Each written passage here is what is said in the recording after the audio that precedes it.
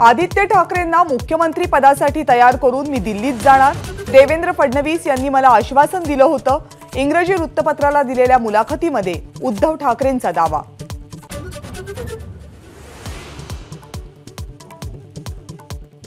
विशाल पाटील यांचा डीएनए वसंतदादा पाटलांचा आहे। त्यांचे माझे संबंध उत्तम। संजय राऊत यांचं वक्तव्य। पाटील उमेदवारी अर्ज मागे घेतील, राऊतांचे संकेत।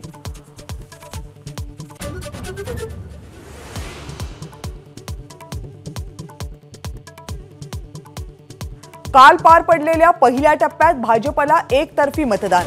नांदेडच्या सभेमध्ये पंतप्रधान मोदींचं वक्तव्य।